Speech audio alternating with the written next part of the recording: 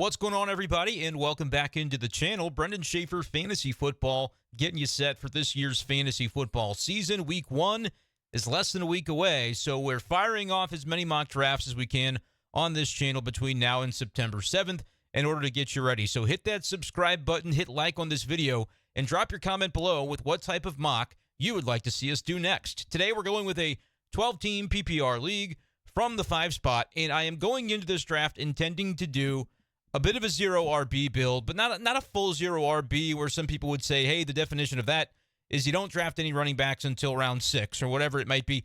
I'm going to look at specifically the area of the draft that is generally known as the RB dead zone between rounds 4 and 7, and going to try to make a concerted effort, as long as the board falls to me in that way, to load up at running back in those rounds, because I want to test the theory to see, like, is the RB dead zone really a thing this year, or especially in a PPR setting, is that the range of the draft where a lot of the interesting guys that have upside in PPR formats are actually going? So let's go ahead and try and rip through this draft.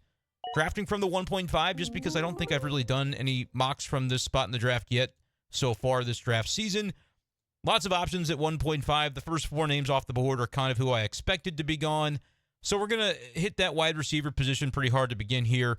Every time I get to this decision, as long as I know it's not going to be a running back, which Eckler is a great pick, Bijan's a great pick if you were considering the RB, but I'm going to go wide receiver first so that I can wait on the running back position until I get to the dead zone.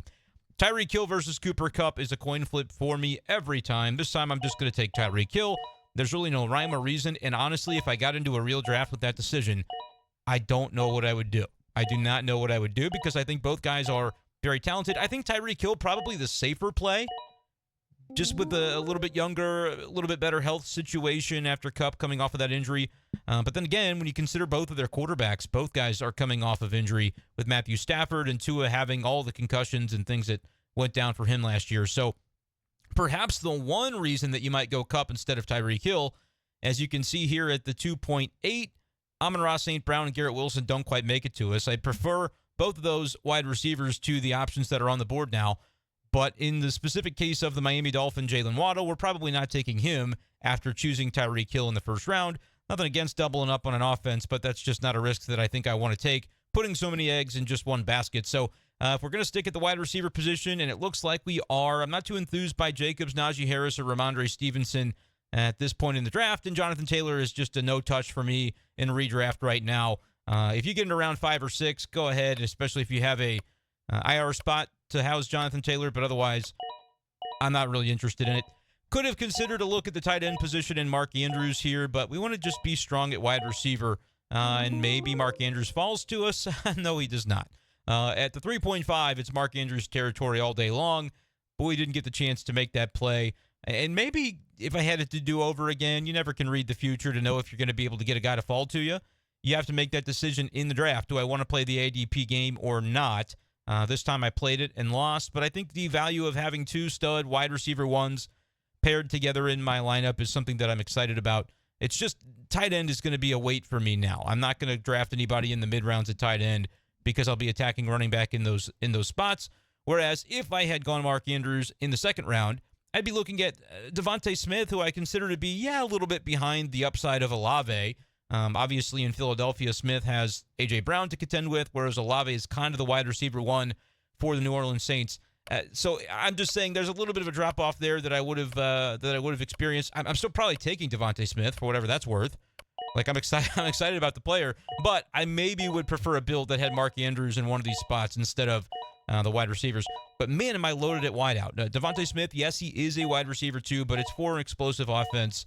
I think he is a great pick in the 3rd round, so I'm pretty happy with where we are at wide receiver right now.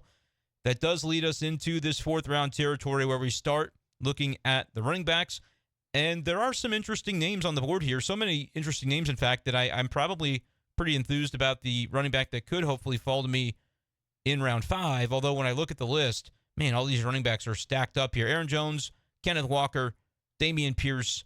I'm happy to get any of those guys on my team. A little bit further down, maybe we get who could fall to us? J.K. Dobbins or Alexander Madison. Those guys would be nice picks in round 5. But who do we want for round 4? I think it's a decision for me between Aaron Jones and Ken Walker. I'd rather go with a younger running back if I can, especially since we're talking about a running back one. Aaron Jones, though, in PPR, I do expect him to be pretty involved. Having a young quarterback leaning on the short passing game could be a thing there. But if you're shooting for pure upside, I think back of the fourth, it's a fair spot for Ken Walker to go.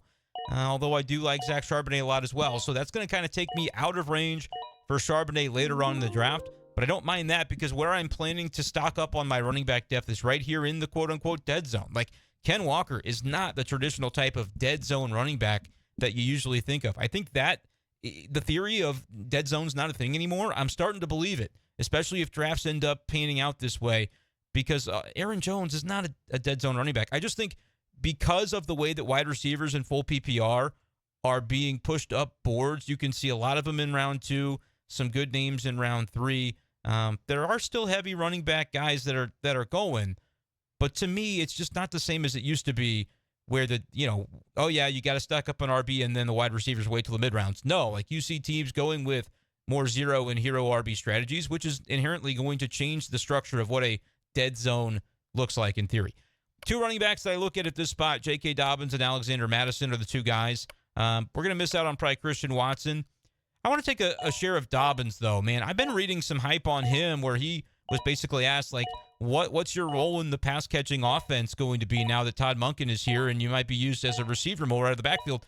He said, you're going to see. He didn't expound upon that. He just said, you're all going to see what it looks like, and then you won't have to ask. So I'm starting to be very intrigued about the idea of J.K. Dobbins in that mid-round, like round 5. And the theory makes sense on it for the same reasons I've talked about loving Mark Andrews on this channel. I just love the Baltimore offense in general, and in particular the passing offense.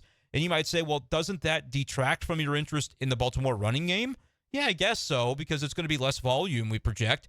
But if you have a guy that can catch passes like J.K. Dobbins can, that's his skill set, I think it's actually maybe a benefit to him that they throw the ball a little bit more. If they get him 5 or 6 targets a game, I don't know if that's reasonable or maybe it's even beyond that, but I'm excited about the possibilities for him. And getting him in the 5th round where we've already loaded up on wide receiver is exciting. Now what do we want to do?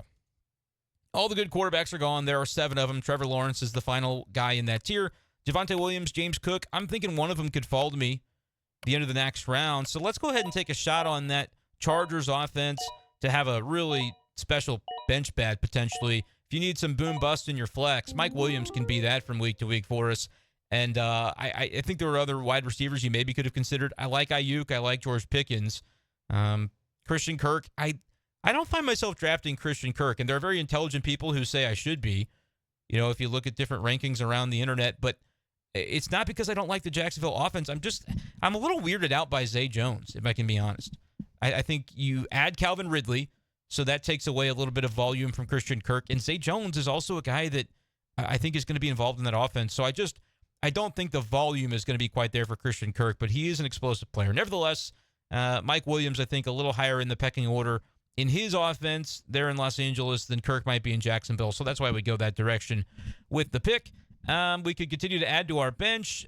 This is kind of the last round of that dead zone period. I'll miss on Smith and Jigba and Jordan Addison if I do it, but I want to get one of these running backs, Javonte Adams or James Cook.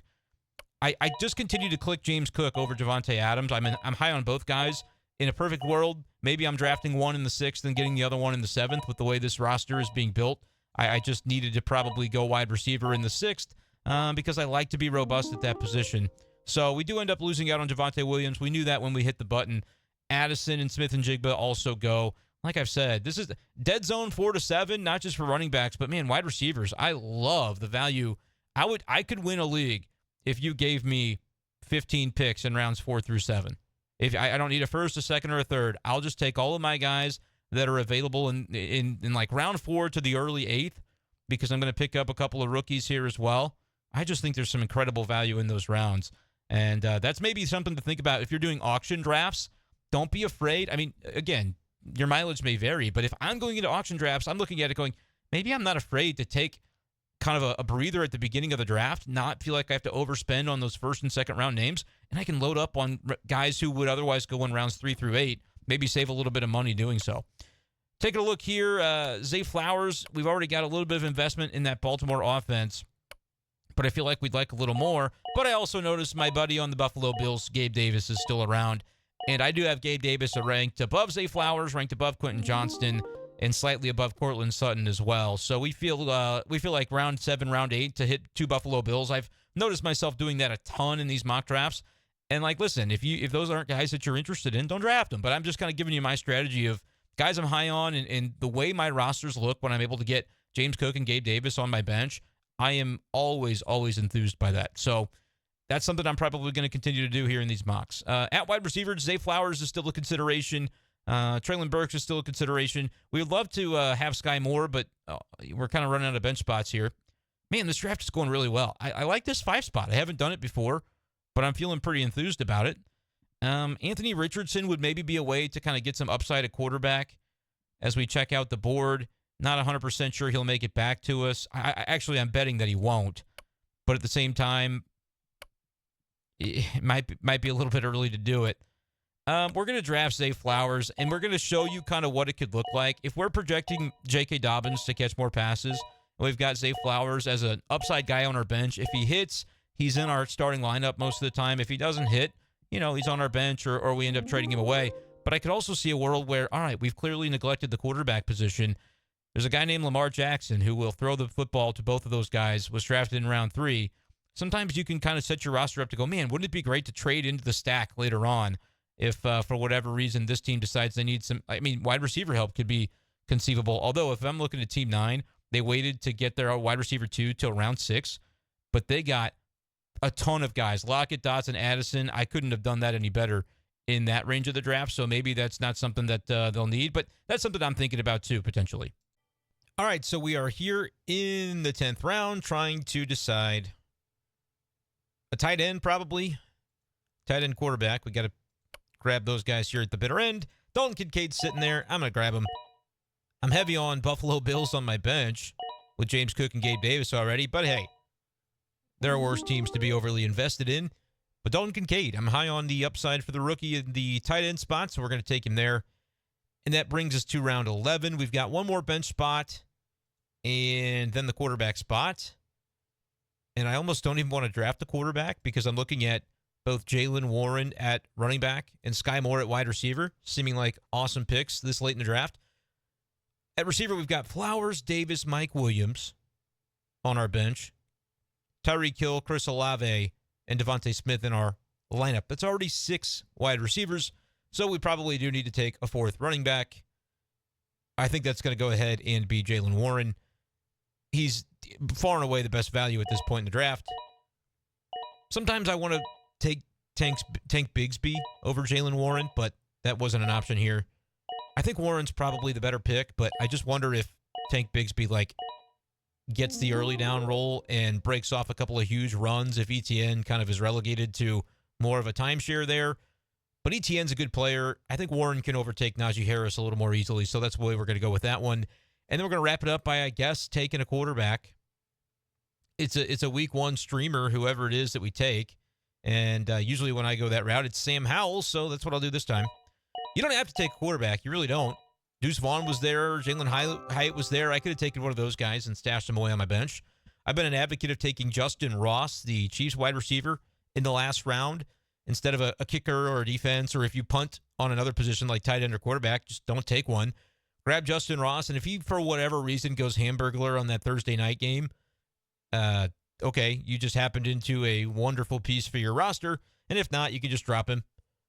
And if he does do great and you go, oh no, now I can't drop him because I don't want to lose him, but I also need a kicker or whatever I need, you can probably try to find a trade between Thursday night football and Sunday morning, which sounds maybe a little bit unhinged, but that's kind of the way I roll. So those are seriously the things that I think about when it comes into a season. Like, okay, who could play on Thursday that we don't expect to pop off, and maybe they do, and I can turn it into like a trade opportunity before the season even really gets underway. But if you're normal, just ignore that. Sam Howell's my quarterback. We're going to stream him week 1. He's hosting the Cardinals there in Washington, so I think it's a good matchup. Running backs, Ken Walker, J.K. Dobbins. Kind of interesting.